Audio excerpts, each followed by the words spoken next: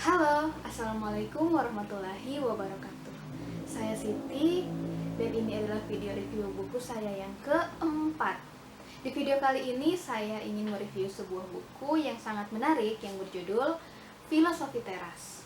Buku ini ditulis oleh Bapak Henry Manampiring, diterbitkan oleh Kompas Media Nusantara. Dan jumlah halaman dari buku ini adalah 320 halaman.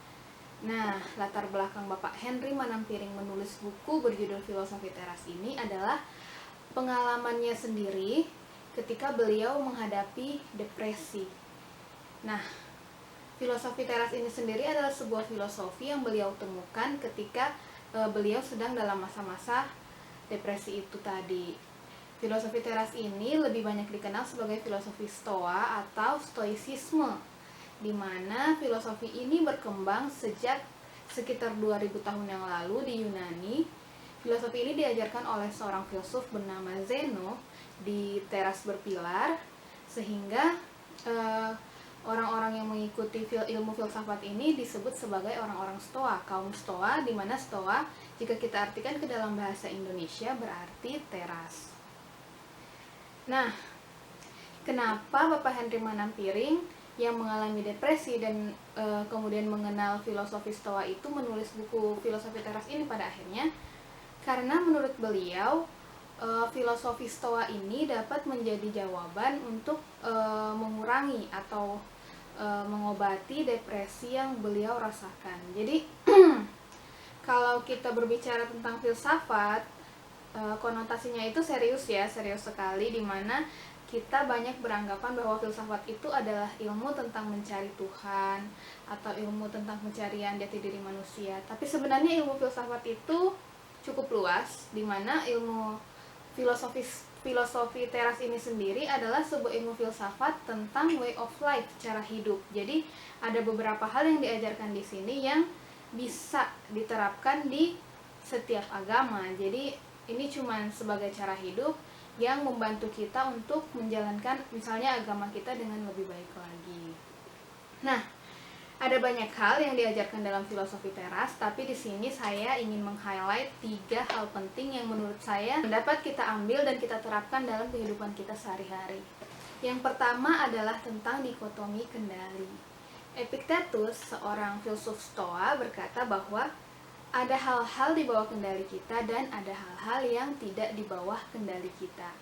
Jadi seperti kita tahu zaman sekarang ini semakin marak orang-orang yang merasa stres, merasa depresi, merasa gangguan-gangguan kecemasan. Nah, hal ini sebenarnya bisa kita uraikan dari hal-hal yang bisa kita kendalikan dan hal-hal yang tidak bisa kita kendalikan.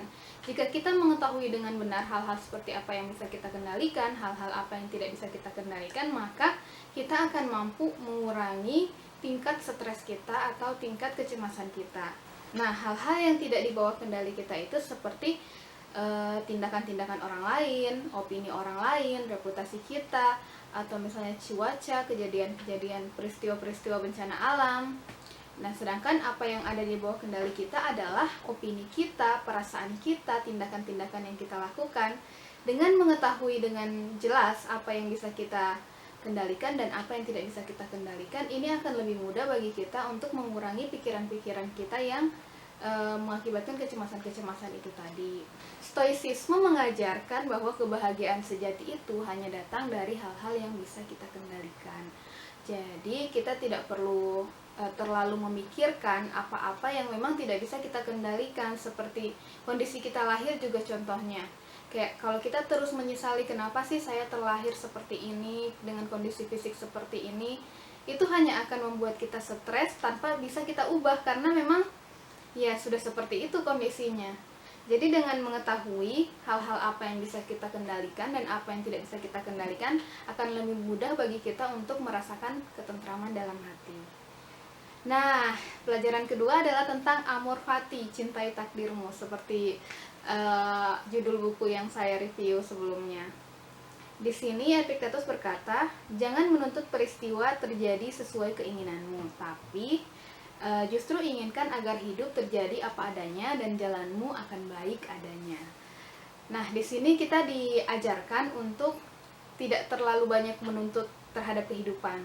Jadi misalnya kehidupan terjadi seperti ini, tapi kita kayak menolak dan memaksa ingin kehidupan berjalan seperti ini, padahal itu di luar kendali kita, itu akan menyebabkan stres dan sampai hal-hal yang menyebabkan depresi. Nah, di sini kita diberikan sebuah formula bagaimana menghadapi suatu peristiwa yang misalnya bisa mengakibatkan emosi negatif dalam diri kita.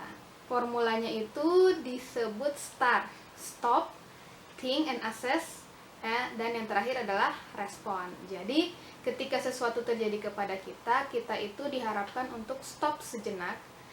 Misalnya kita tersandung, kemudian kaki kita keseleo.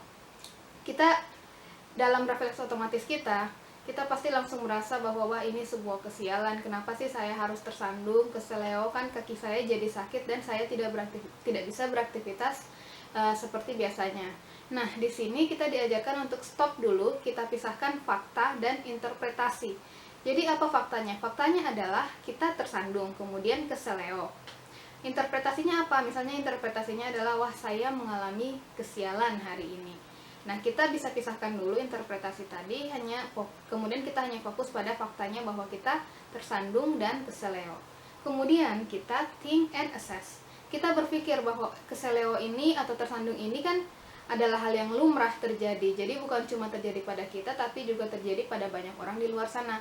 Nah, kemudian respon kita akan menjadi lebih netral terhadap kejadian itu.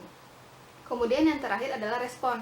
Ketika kita sudah memberikan interpretasi tadi bahwa oh, ini adalah kejadian yang lumrah, maka kita bisa merespon dengan emosi yang lebih baik, seperti itu.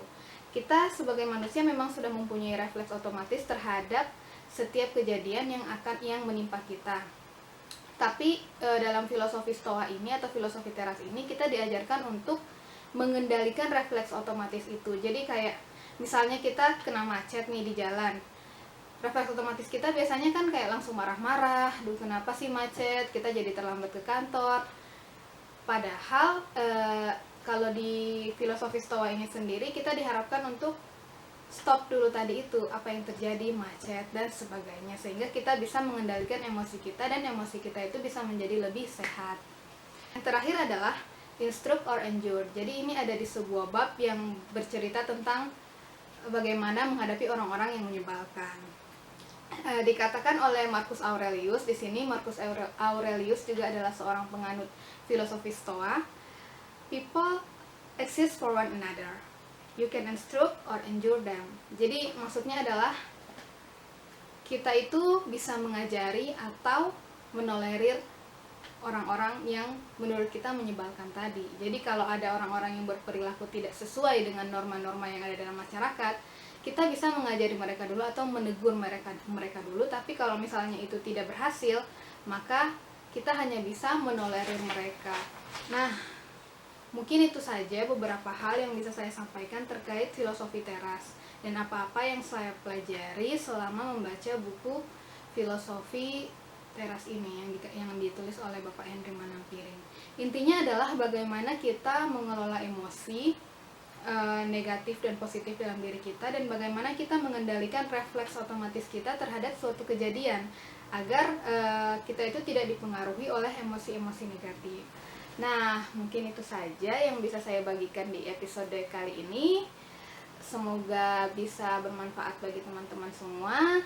Lebih dan kurangnya saya mohon maaf. Wassalamualaikum warahmatullahi wabarakatuh.